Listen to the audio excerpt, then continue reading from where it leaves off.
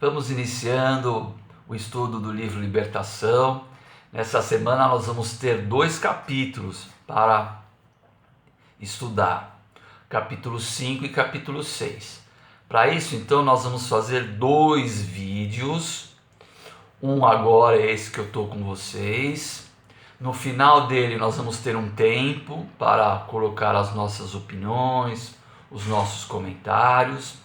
Depois eu vou colocar o segundo vídeo do capítulo 6 e no final dele, novamente, nós vamos ter um tempo para conversarmos, colocar as nossas opiniões, os nossos comentários e depois então nós encerramos e vocês vão então fazer o MR. Então vamos iniciando aí o estudo desse capítulo, o capítulo 5, que tem como título Operações Seletivas. Como eu sei que vocês estudaram bastante esses 2 capítulos, então eu não vou abordar muito diretamente os personagens, aqueles diálogos com aqueles espíritos que André Luiz teve a oportunidade de vivenciar, mas eu vou extrair principalmente os ensinamentos espirituais que esses 2 capítulos estão nos trazendo. Nesse capítulo 5, então, inicia ele com André e a sua equipe, ficando horas em meditação e prece. Depois eles foram levados para um setor, um prédio grande, onde ali faziam-se seleções dos espíritos. André Luiz percebe que a grande maioria daqueles espíritos eram espíritos com perturbações mentais.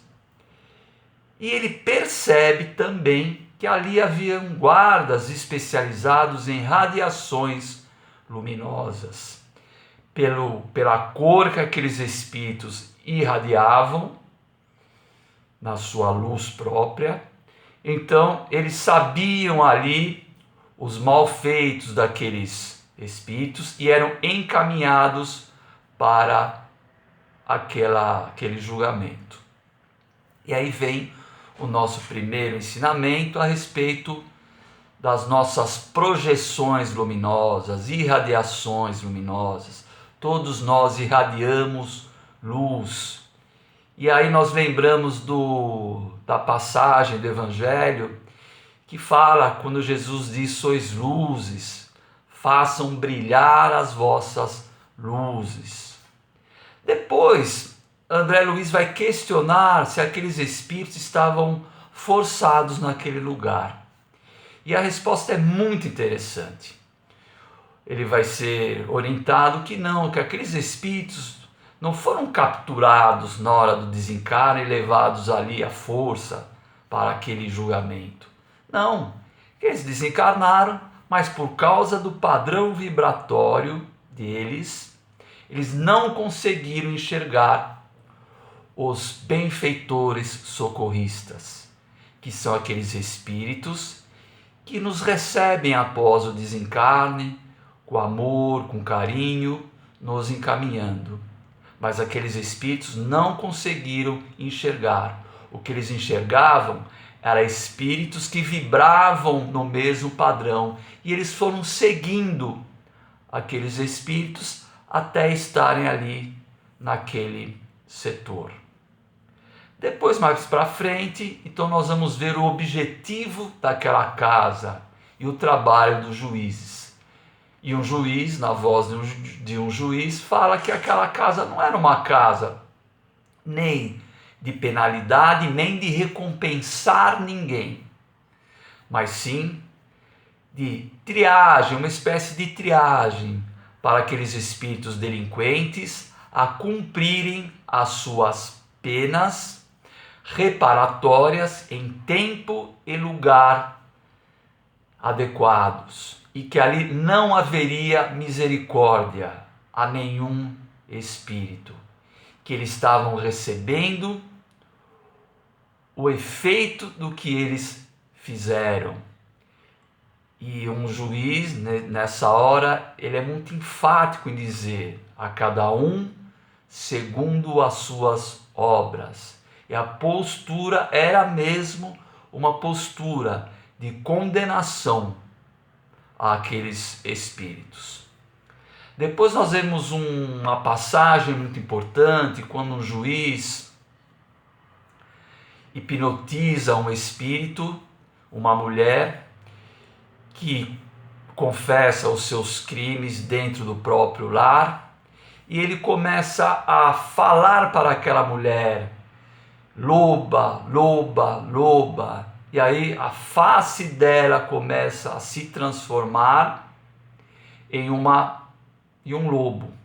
E aí nós vemos o fenômeno de licantropia, que é a transformação do perispírito, pois ele é plástico, em animal.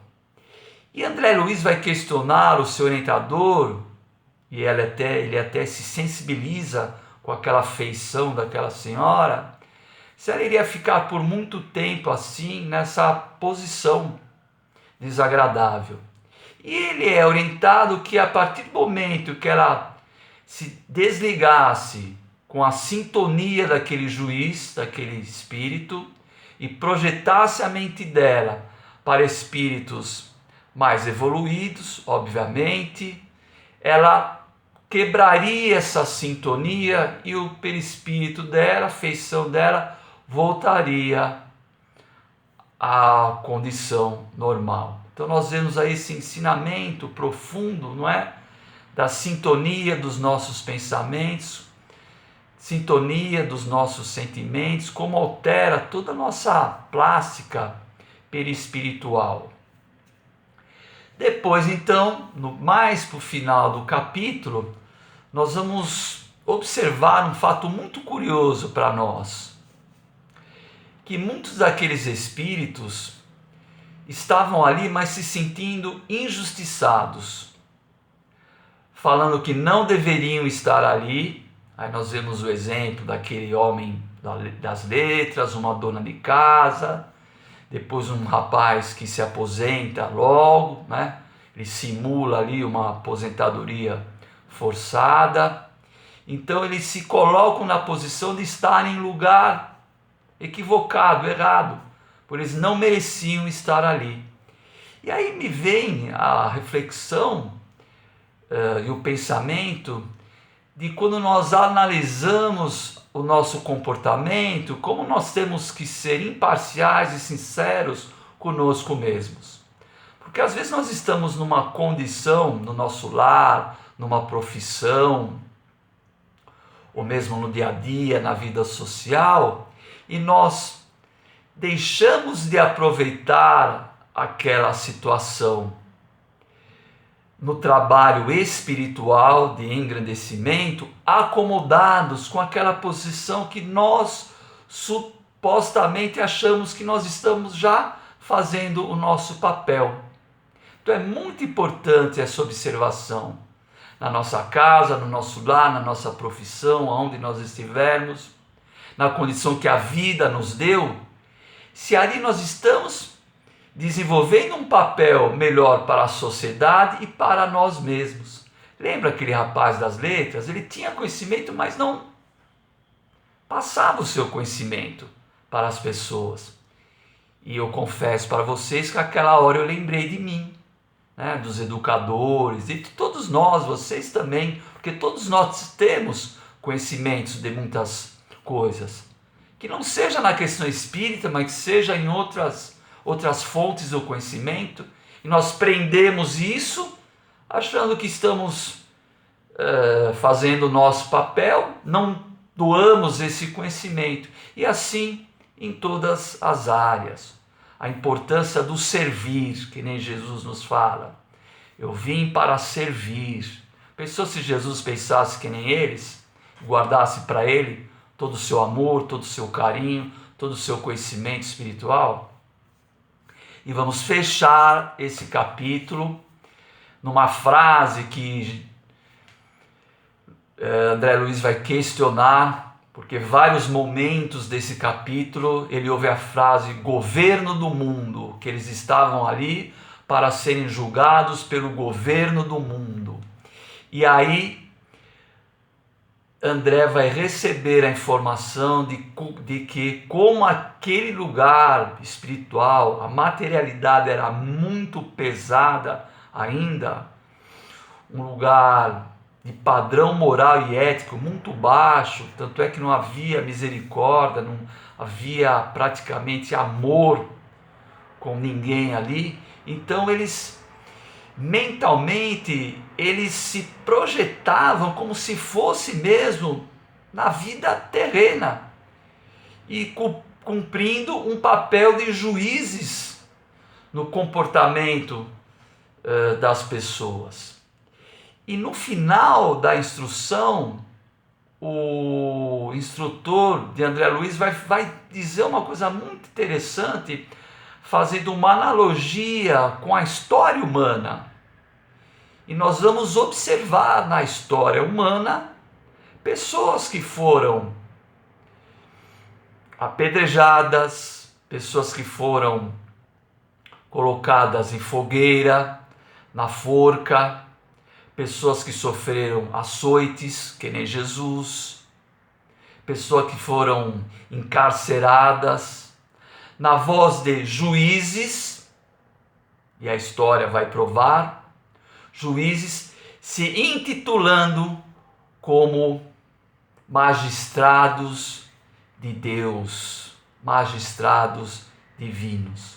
Então nós percebemos, não é, como aquela situação está muito semelhante com a nossa história terrena. E assim nós terminamos aí o pensamento, a reflexão desse capítulo. Agora vocês, por favor, podem postar o comentário de vocês, ou dúvidas, ou opiniões. Se quiserem, fiquem livres para dizer a experiência desse ou daquele espírito, para fundamentar melhor, se vocês quiserem, a opinião de vocês. Só peço que vocês não interfiram na opinião, no comentário do colega, se não for para acrescentar alguma coisa valiosa, porque nós temos que ter esse direito de colocar a nossa opinião e não sermos questionados, tá bom? Então eu vou dar aí uns minutos para vocês, vamos conversando, e quando eu falar parem de postar, vocês parem de postar, para nós entrarmos com o segundo vídeo do capítulo 6. Fiquem à vontade.